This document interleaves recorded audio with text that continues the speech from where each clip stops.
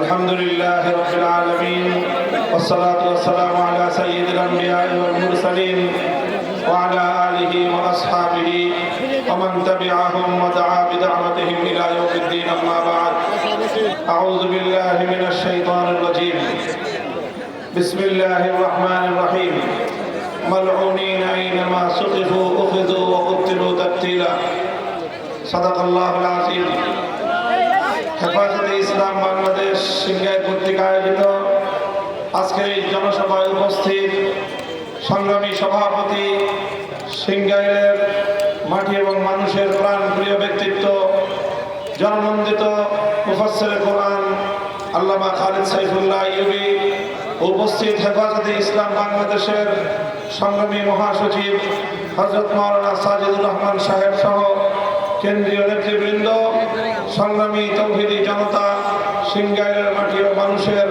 প্রাণপ্রিয় এই জনপদের অধিবাসীগণ, সংক্ষিপ্ত কয়েকটি কথা আমরা বলতে চাই। আমাদের মরহুম আমির আল্লামা জুনায়েদ বাবুনগরী রহমতুল্লাহি আলাইহি, তাকে জিজ্ঞাসা করা হয়েছিল বাংলাদেশে হেফাজতে ইসলামের নেতাকর্মী কতজন এবং কারা। তিনি বলেছিলেন হেফাজতে ইসলামের কর্মী হলো বাংলাদেশের প্রতিটি মসজিদের সকল মুসল্লি হলো হেফাজতের কর্মী। হেফাজতে ইসলামের কাজ হলো বাংলাদেশে ইসলাম বিরোধী যে কোনো অপতৎপরতাকে মোকাবেলা করা। হেফাজতে ইসলামের কাজ হলো এদেশের মানুষকে আলেম সমাজের নেতৃত্বে ইসলামের সুন্দর বিধিবিধানের অনুশাসনের আয়ত্তে এই জাতিকে পরিচালিত করা।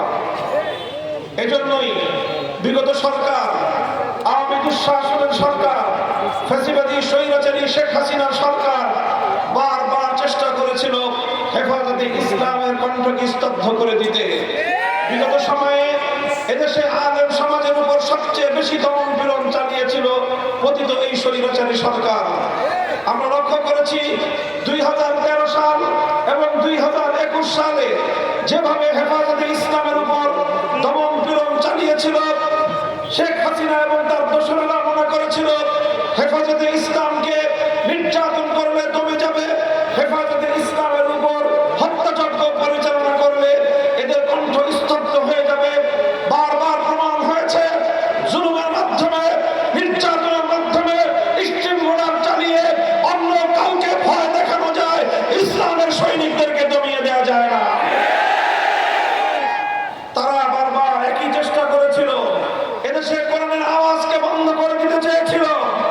প্রতিটি জেলায় জেলায় কোরআনের মাহফিলগুলোতে 144 ধারা জারি করে এদেশের মানুষের কাছে কোরআনের বাণী পৌঁছানোর ক্ষেত্রে তারা প্রতিবন্ধকতা তৈরি করেছিল।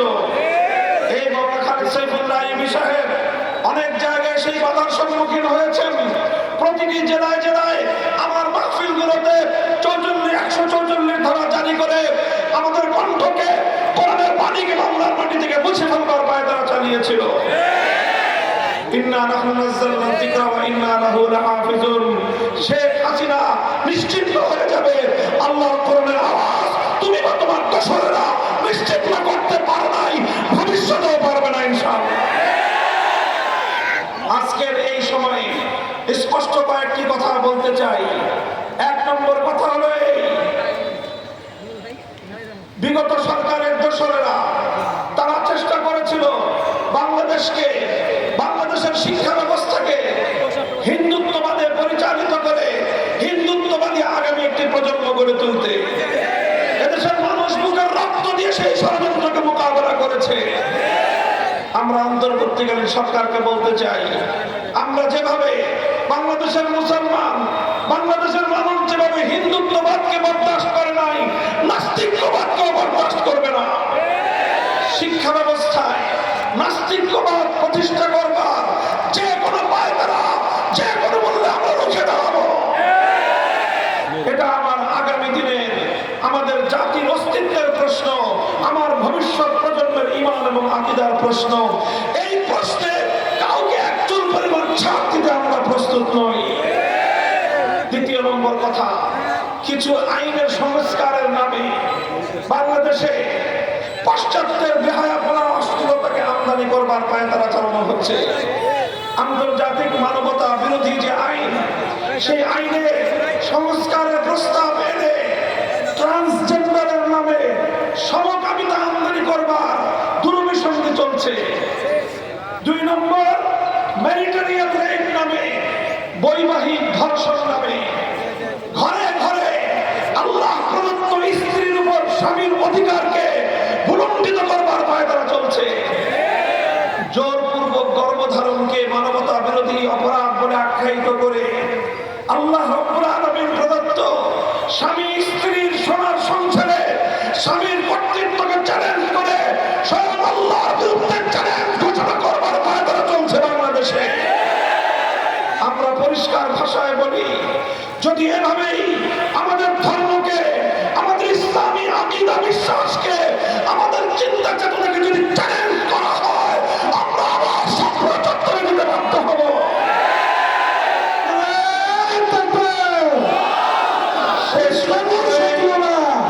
আপনারা জানেন, আমরা দেখছি পার্শ্ববর্তী দেশ ভারতে 2 দিন পর পর আমাদের প্রিয় নবীজিকে নিয়ে কটূক্তি করা হচ্ছে।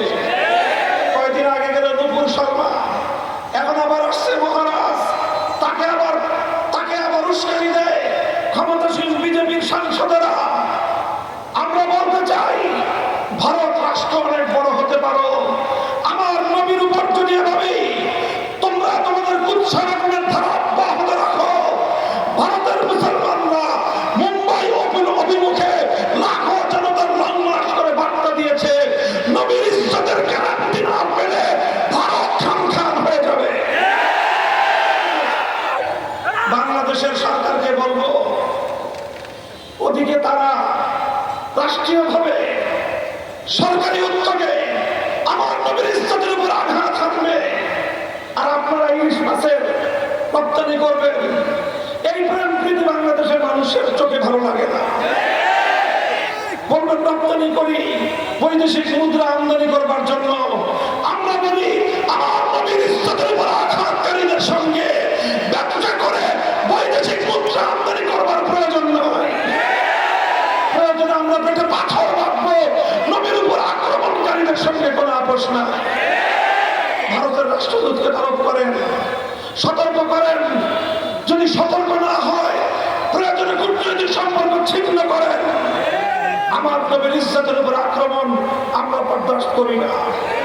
কাদিয়ানী সহ যারা আল্লাহর নবীর খতমে নবুয়তের উপর আক্রমণ করে, নবীর ইজ্জতের উপর যারা আক্রমণ করে, সংসদে আইন তৈরি করে এই সকল অপতৎপরতার দুয়ার বন্ধ করতে হবে।